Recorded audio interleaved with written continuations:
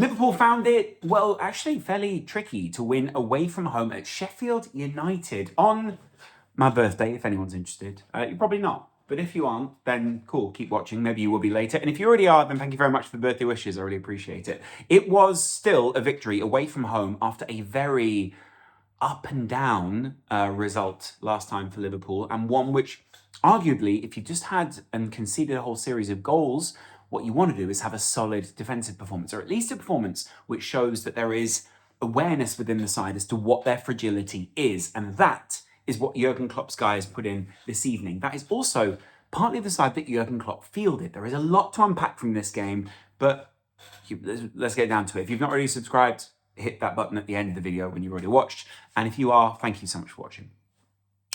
Let's talk a little bit about this Liverpool team. Coming back against Fulham felt like a real high, but it also felt like something that felt so unnecessary. Liverpool should have had such control over that game, did for most of the game have such control over it, and often were let down by sloppy moments in defence, moments where they probably should have had a bit more awareness of where the opposition players were and knowing what their fragility is. But also just the fact that they weren't already out of sight. It's not like it was just a one-way thing for Liverpool. This team is not just defensively fragile, they also need to make sure that they need to put the goals in at the other end. And there were times where, I think even loads of people maligned it on Twitter, right? You can't just score the goals that are perfect there and there to finish. You have to score the difficult chances. Sometimes there are difficult chances, but it can't always be that you just craft this perfect goal. I know that Liverpool have crafted, again, a couple of perfect goals this evening, a couple of very clear-cut goals, but let's just be a little bit more. I mean, I know there's probably pragmatism that you want to be able to squeeze out the end of the season, right? You don't always want those late wins against Fulham. Arsenal don't always want those late wins. They want wins that feel a lot more confident, at least confidence boosting, should we say. But on top of the confidence boost, also ones that don't feel like they just eked it or at the very last second got a kick, which completely changed the result and therefore changed the points they get, right? Having said that, Liverpool are 2 points off the top of the table. But at the moment, you can still see, up until this game, results which were kind of warnings as to other managers seeing Liverpool's fragility and being able to try and exploit that. I would have thought Chris Wilder would have done that a little bit more, maybe with a few more training sessions. But he made this Sheffield United side a lot more solid. He made them a side that were going to be difficult to beat for Liverpool. And they were a side who very early on tried to close things down. Liverpool were clearly aware of that. They were clearly just trying to ease their way into the game, get through what should be a game that you win away from home in the Premier League if your aspirations are to win the league. And on top of that, you could see that Liverpool were kind of feeling this Chris Wilder team out. Chris Wilder's like one of those managers you don't want to underestimate. It was very clear that he knew where Liverpool's fragility was, which is down those wings in between the centre-backs. And he knew that if you attack in behind Konate, or at least try and get at Konate, get a fast runner at him, and you can get beyond him, then there is a way to exploit that. Equally, they had Joe Gomez at left-back, who I don't think actually had a great night at left-back. There are a couple of moments which maybe passed the eye test, where we're talking like, you know, Joe Gomez managed to get the ball to go off a player for the corner. Joe Gomez attacked rather well down left. But we know that's not a more permanent position for him. So if a manager's identifying a point which is fragile for Liverpool, it's going to be that. If you are going to identify fragile points, then let's pick out some of the positives for Liverpool, right? Wataru Endo, a fantastic player in the first place, who I think has fitted into the team really nicely. I know that there are moments where people feel underwhelmed by what he's doing. I know that there are moments where people say, oh, well, he was only this, so he only cost so much, so he should only be doing X. There are moments where people underestimate him. There are moments where, because he has to do a lot of the doggies in midfield, and he is behind McAllister, who played, at least in an average position and average touches, much more as a 10 this evening, and alongside Sloboslai, who was just spread out all over the field, but was trying to be a bit more of a conduit towards making more positive play. Endo's responsibility is to sit, is to be a little bit more protective towards Konate, is to give Virgil van Dijk an easy out pass. Very often he was that guy who was there. I think at the moment, the reason a lot of people malign him is because when he is on the ball, when he does get the ball, some of his passes aren't quite as crisp as some of the other Liverpool players, aren't quite as accurate. And unless he's progressing the ball far down the field, or he's making those tackles, some people feel there is kind of like this grey area in between that he could probably improve in. And that's where Liverpool very often do seem to have players who could do better, should we say. It's not to say that he is low quality. It's not to say that he doesn't have the quality to be able to achieve those things. It's just that he hasn't necessarily been asked to do those things before. And whilst he's offering a balance to the midfield, I say Liverpool could have a much more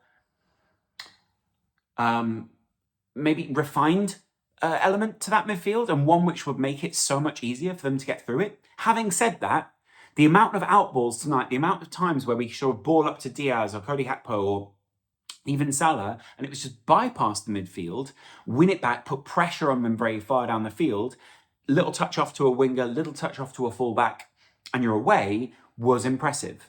And it showed, like, Liverpool don't just have this one style. Liverpool have plenty of different approaches. They know that if you're getting sucked into the game because you're 1-0 down, they need to get the ball down as far down the field as they can in those moments to try to make something.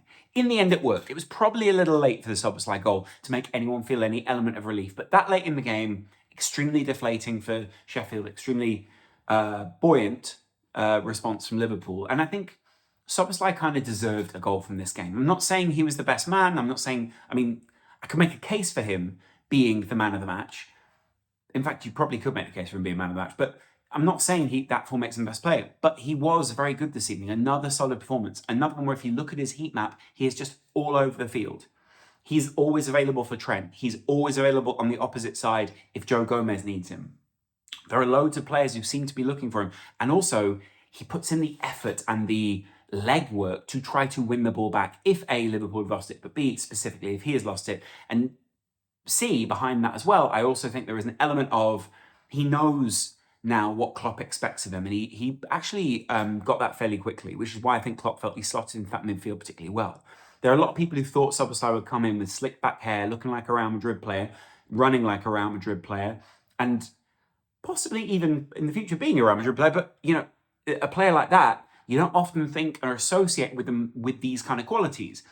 I could associate him or maybe draw the comparison with a Bobby Firmino. Firmino came in and people expect something of a Brazilian. They expect these light touches, all these different kinds of these, you know, they call him the magician or whatever you want to call him, right? They didn't expect him to be that strong. They didn't expect him to be this tough. They didn't expect him to work this hard.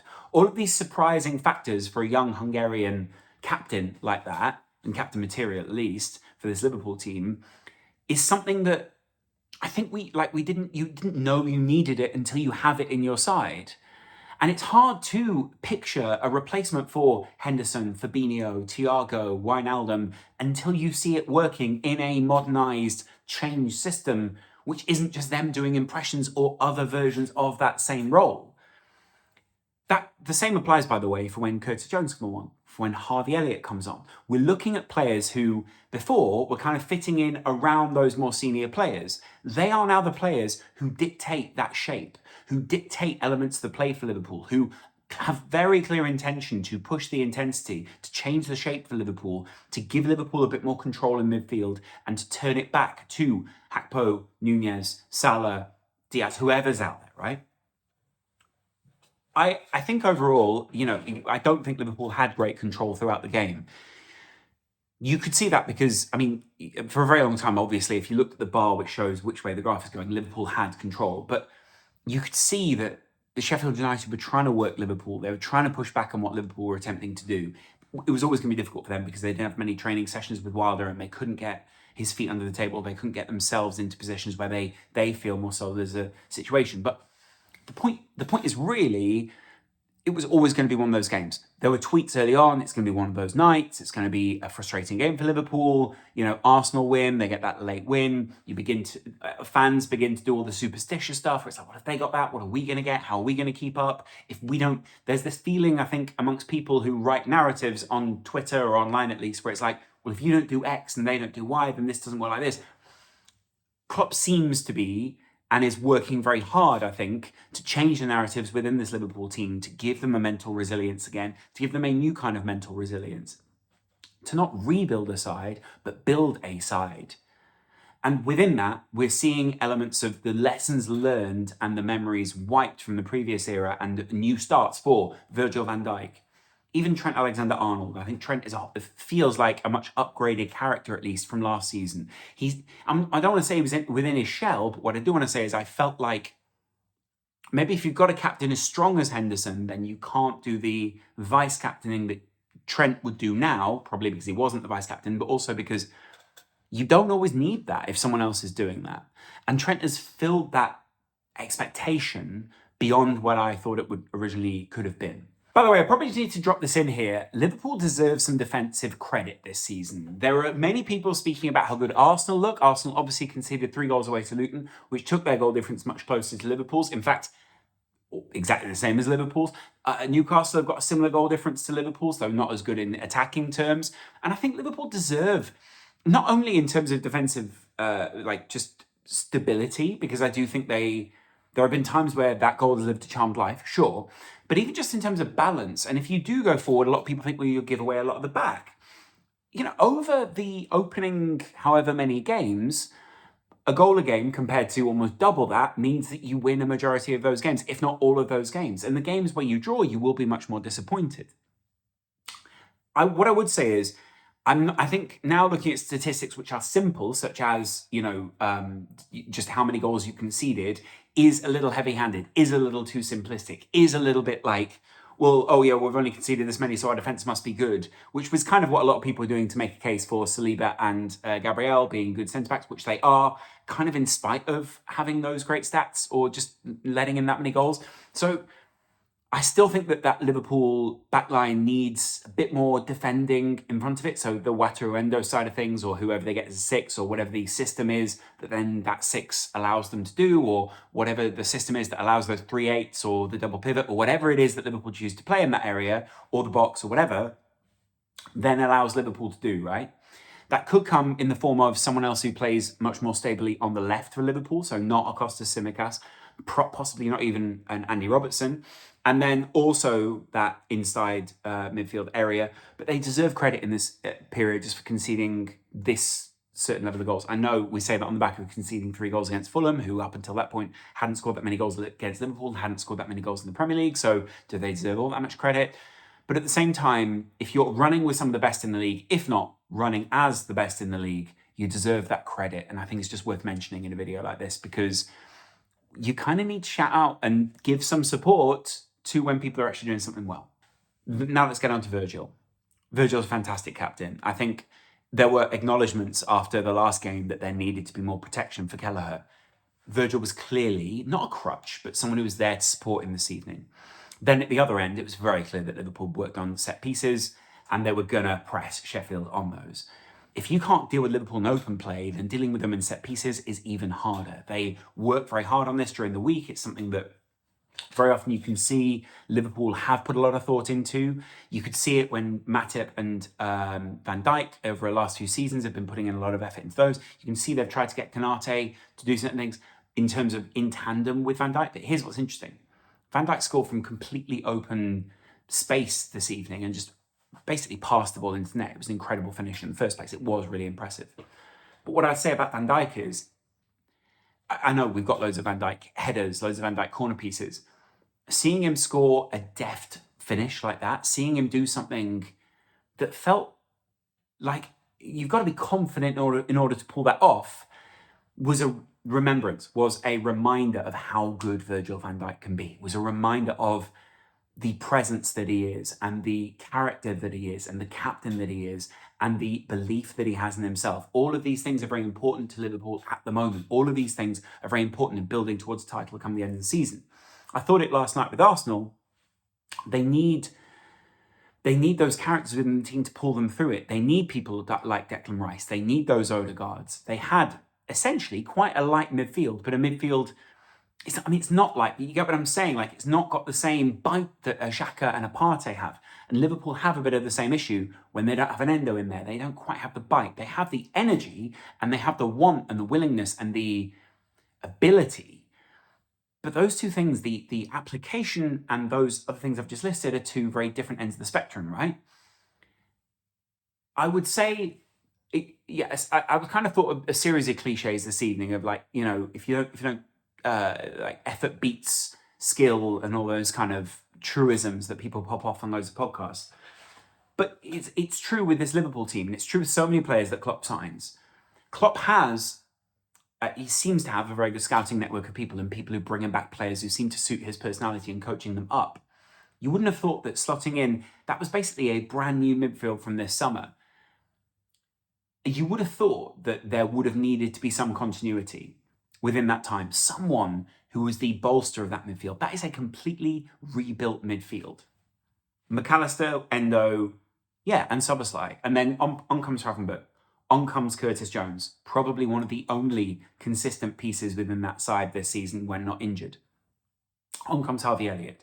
On comes, maybe if you put a Joe Gomez and you kind of slot him in, or a Trent comes in from the other side. That change, this swiftness of change, the fact that Liverpool have completely changed so much of what they do over basically the second half, if not the second two quarters will be a half, 2/3 of 2023, going into 2024, shows, I think, the coaching and the belief that Jurgen Klopp has, and the belief from his players that he has around him as well. All of these things are really key in mounting a title challenge. Another one is having a consistent goalkeeper. Apparently, Alisson will be on his way back to the Manchester United game. I think that's going to be really important.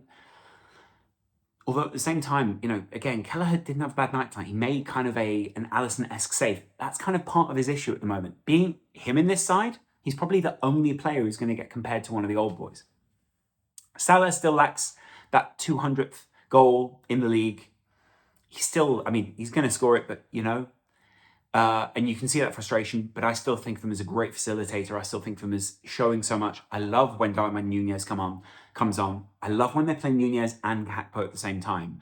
I think that as a combination feels really lethal to me. It feels really dangerous. Both of them able to slalom, both of them able to carry the ball, both of them not necessarily like, it's not like a Cole and York, but it's like the shape and movement of one impacts so Nunez will push up, Gakpo's got loads of space to rush into. Nunez pushes back, there's loads of space to overtake, there's loads of interchange between the two of them. Nunez and Gakpo are both really growing in terms of the relationships that they have, and I think both of them have shown their passing range in games like this, especially against people like Sheffield United, where there is that potential, the ability to be able to go, right, I'm going to slot it over there, I'll slot it over there, and brilliant passes that I think in previous seasons maybe we hadn't seen. It wasn't necessarily a Roberto Firmino type pass. I think I end up appreciating those more, and most probably because I haven't seen those necessarily from our strikers. It's not that he couldn't pass. He had a great range of passing, but it's not the same kind of pass. And Liverpool's passes from central positions out wide have changed overall. Sam Maguire did a great piece on it. Loads of other people have done it. I am enjoying at the moment watching this side growing confidence in the system that they have, and having the technical ability that Klopp has built up throughout this team now, having the technical approach that Klopp has built up throughout this team now over time of building it, and being able to completely rebuild that midfield is credit to him. Keeping up with Arsenal, to an extent, being one of the pace setters, because it isn't just the front person who sets the pace. Liverpool are also one of the pace setters, is really key. And hoping that in this period, enough people can just bloody the nose of Man City and shock Arsenal, if you're a Liverpool fan, to give Liverpool a fighting chance. We have that fighting chance right now. Liverpool are in with more than a fighting chance, actually. So I'd love to know who you thought had a great performance. I think mentally the side is in a great place right now. I think that the only thing that could damage or solidify that, maybe the Arsenal game on the 23rd of December. Huge game. I think outside of that, we're probably looking at the fact that Liverpool need to just push. The Manchester United game could be a big one as well, but I feel that losing or winning against Manchester United isn't the same as Arsenal and knowing the points difference between them and us. Of course, Manchester United can come and do something horrible. Of course, the results, and they are one of the form sides in the league right now, even though they've not been playing the best quality of team. I still think that game matters to Liverpool, and I think it especially matters because the last few seasons we've handed out some beatings. They need to do that this season. It doesn't have to be like a 7-0, but it has to be something which shows when faced with a tactical manager who will try and outthink you, that's the audition for the Arsenal game. I think those two set each other up quite nicely. Anyway, I'd be interested to know what you guys think. Let me know in the comments below. Don't forget, there will be a shirt giveaway on my brand new Laurence McKenna on the LFC channel, which I will make the effort in this video to put the link in the description, and I'll chat to you again real soon on this channel. Have a good night, guys. I hope you enjoyed the win. Let me know, who's your man of the match? See you in the one. Watch that, bye.